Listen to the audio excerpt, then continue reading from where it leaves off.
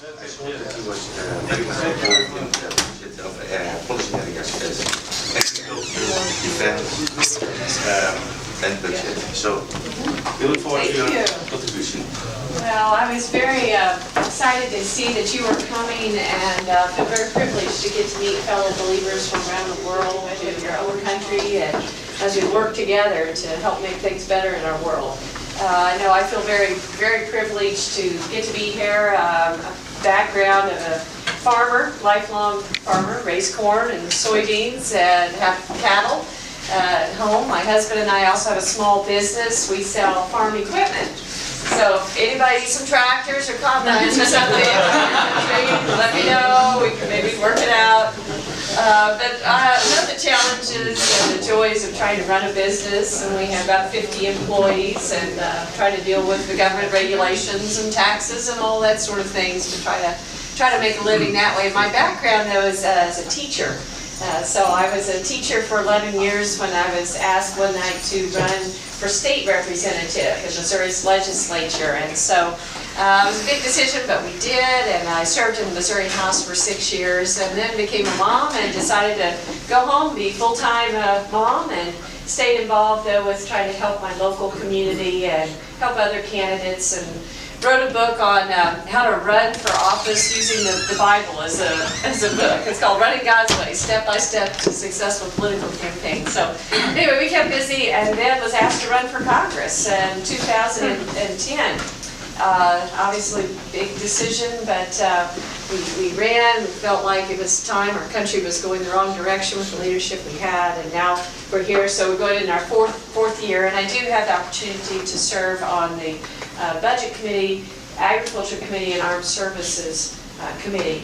I feel especially, I feel like it's especially important and focus a lot of my attention on armed services, because I believe according to our Constitution there's only a few things that Washington should be doing, and one of them is to provide for the common defense. And as you know, there are so many threats all over our world that are just popping up everywhere. And it's very important that you are here at this time, as we're talking about developing an international coalition to address some of these ongoing threats and figure out the best way to take on the threats that are out there. I just returned Friday from a 10-day trip with the chairman of the Armed Services Committee and others from the committee to the Middle East. And we went to Israel first, met with Benjamin Netanyahu, heard firsthand from him the 5 different really crises that they are facing as a country. Then we went to Jordan and met with the King Abdullah and got to hear from him the concerns they have about especially the ISIL threat, and of course the Syrian conflict, which is causing them to have hundreds of thousands of refugees that have come over into Jordan and trying to deal with that. And then got to go to Egypt and meet with the new president there, President Sisi, and hear the commitment that they have to try to work with Israel and to try to address the threat from the Gaza Strip, and how they've taken out over 1,700 tunnels and tunnel openings from Gaza into the Sinai, which has been such a route for terrorists to put bombs and rockets and other things and get them into the Gaza Strip. And their commitment to take out the terrorist networks and training grounds that have been festering and operating in the Sinai.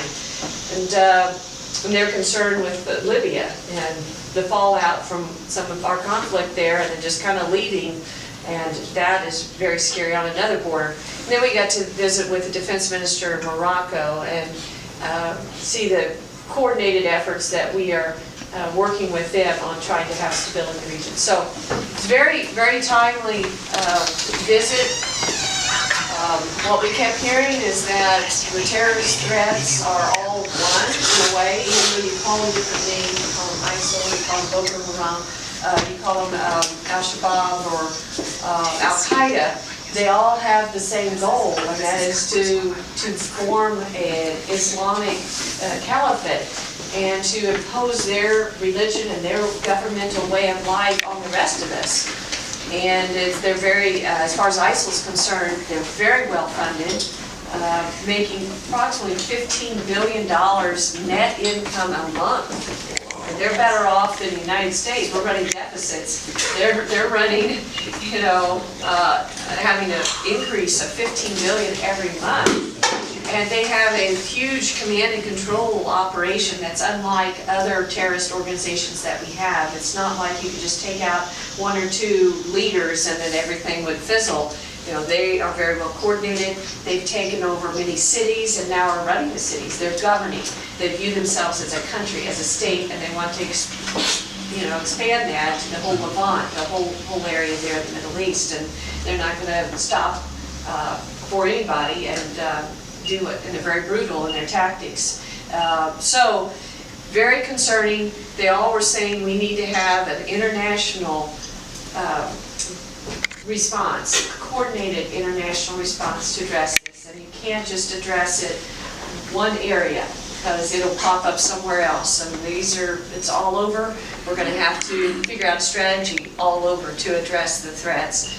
And as I listened to that, I had the thought, they're basically talking about World War III, in a way, a different type, but where you have multiple nations on multiple fronts addressing an evil that threatens the world at large.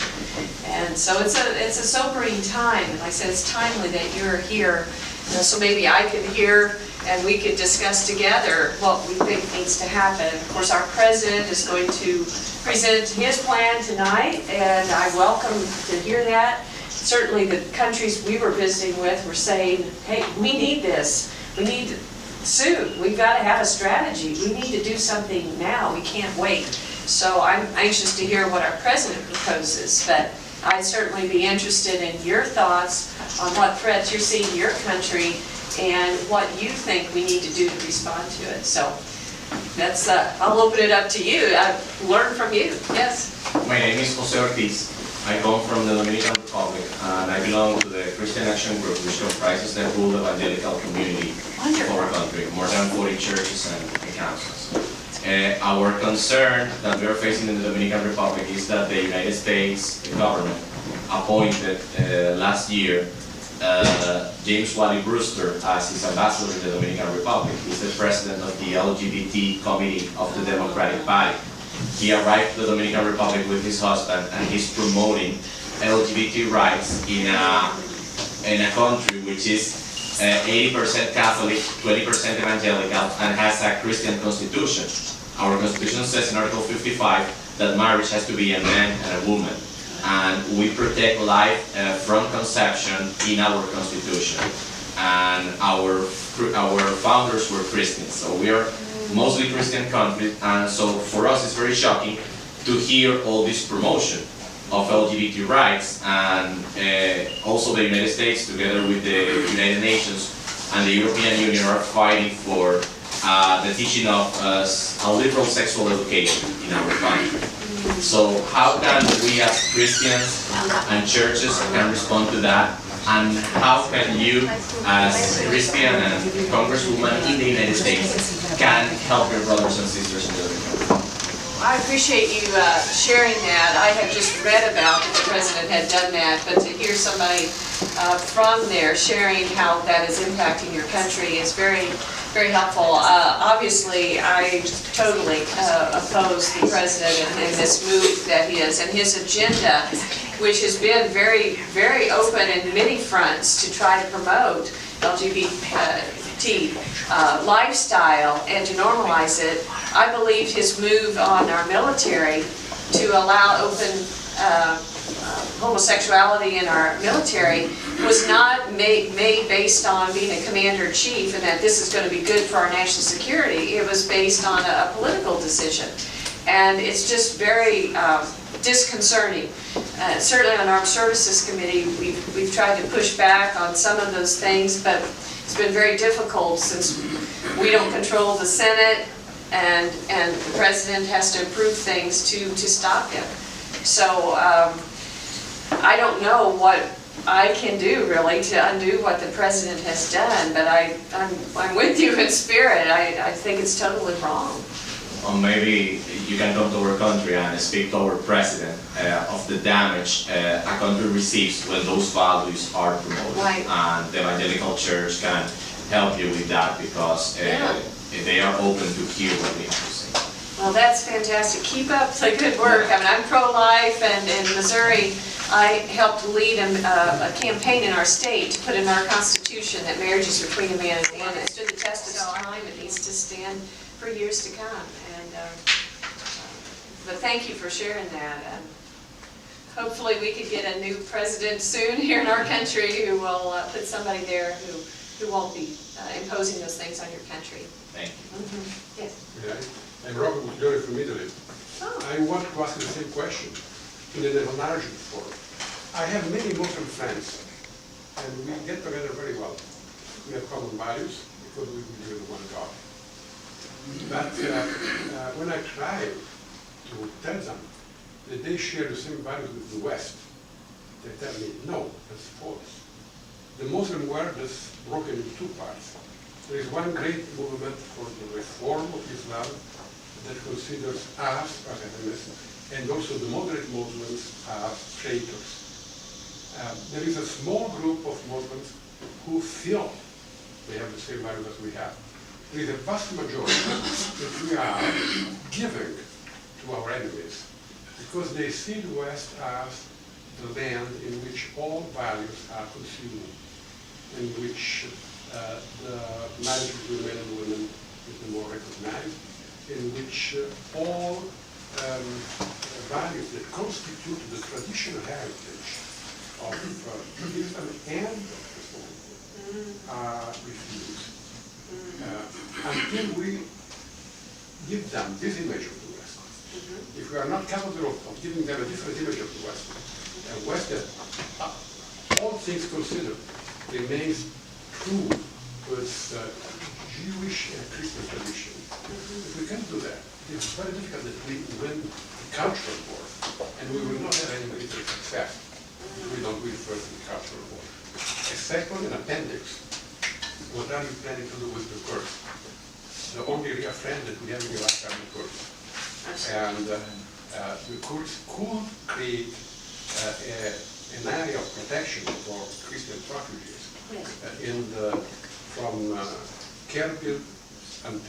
Erbil until Mosul. And they are ready to occupy Mosul. They don't do that only because the Iraqi government is against. Not because of ISIS. They can start against ISIS. They can beat ISIS down.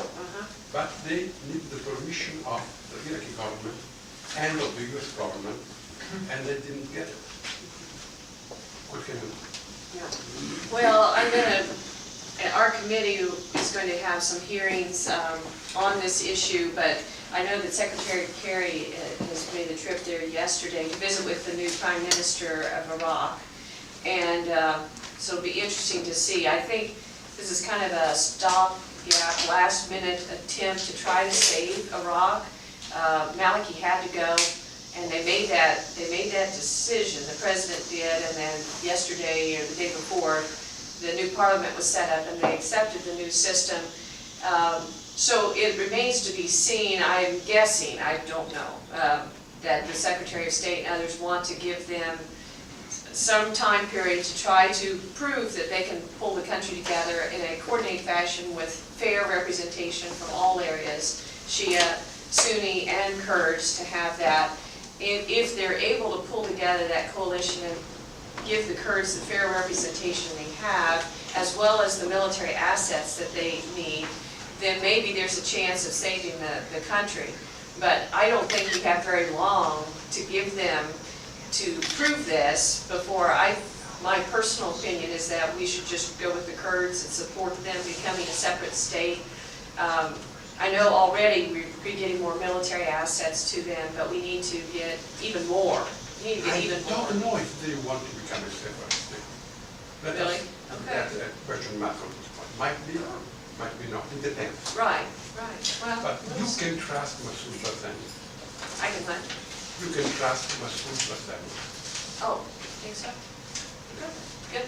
And as far as your first point, I think it's well said about the image that America has with a lot of Muslims, considering what our president is doing, going out and promoting gay lifestyle and other things, and that's not helpful to the cause. Make sure, and maybe there's some things we can do, but let your friends know that there's a whole bunch of us here in this country that do adhere to traditional values and don't support what our president's doing, but unfortunately he's the one out there that they're maybe seeing.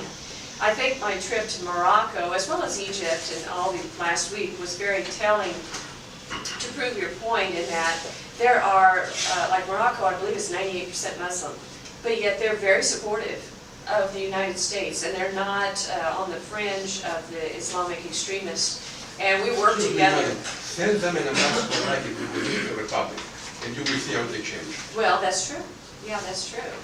But there is opportunity. We can't just say all Muslims are in this box or whatever, because there are different degrees. There are moderate Muslims that are very supportive and want to work with us and have similar values. So we need to try to make sure to distinguish that. Yeah. With me a letter from the Christian Syria community for you and other Congress. They will hand it over to you Okay. soon.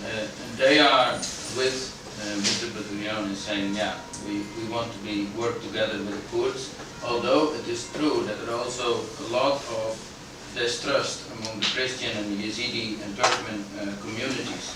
And on the one hand, they want to work together with the Kurds, but not unconditionally. This is also a message they want to give to all politicians in the West. At EU level, they are working in lobbying, and I'm helping them in this. And here, well, now here I'm sending their message as well.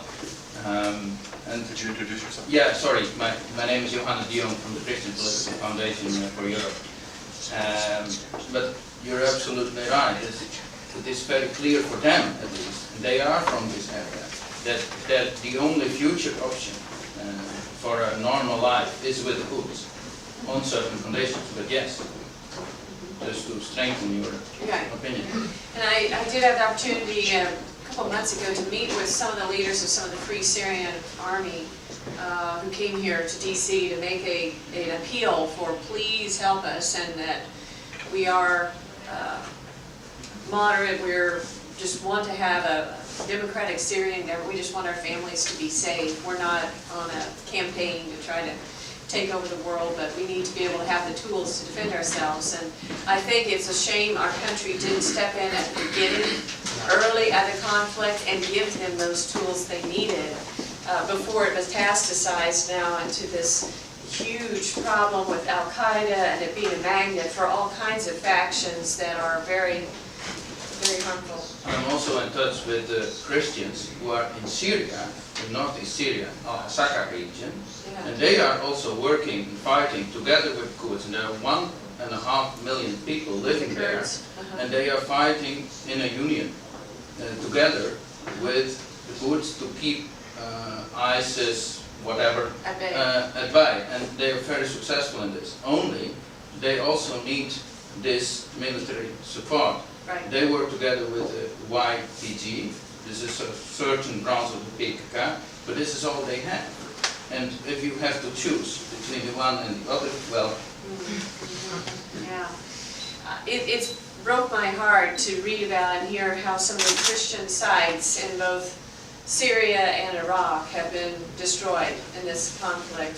First, just within Syria, you know, it's so complicated, I feel like, because Bashar Assad has not been a good leader and has murdered and killed hundreds of thousands of his own citizens, but yet from what I hear, he protected the Christian minorities there and their communities. And then when this conflict arose, then some of the resistance groups have actually gone into the Christian communities and burned the churches and killed people and things. So it's like one bad guy versus another bad guy. I mean, it's so that's why I think we're all looking for a group in Syria that we can trust, that's going to not be extremist, that has honorable goals that we can support and equip and, there might be some hope for future. If you like, I can put you in touch with these people. I met them personally. I know the president of the Christian group in this specific area, and he could inform you very well. Okay, So- yeah, I'd love that, that'd be great.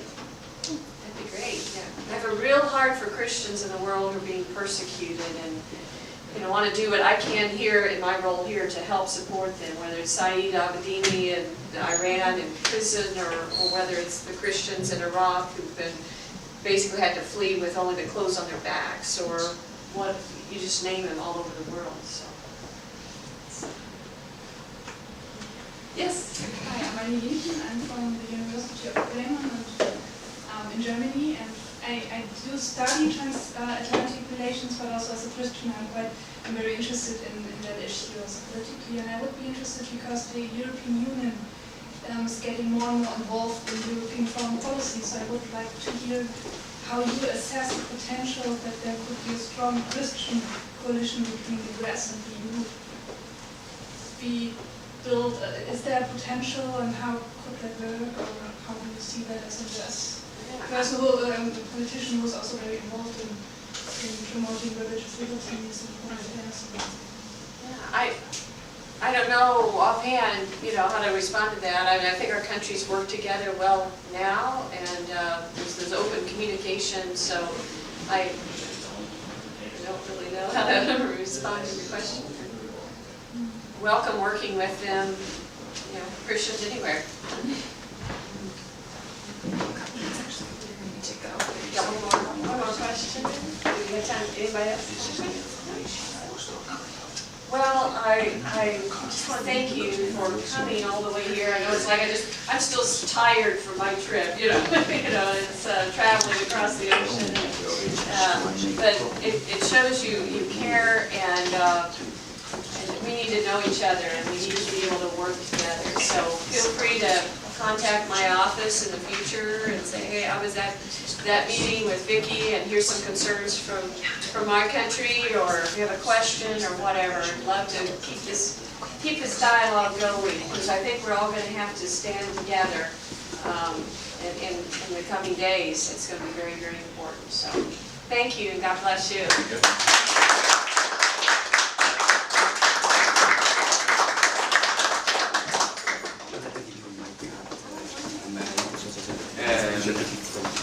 We'd like to thank Mrs. Mackey for a very great contribution.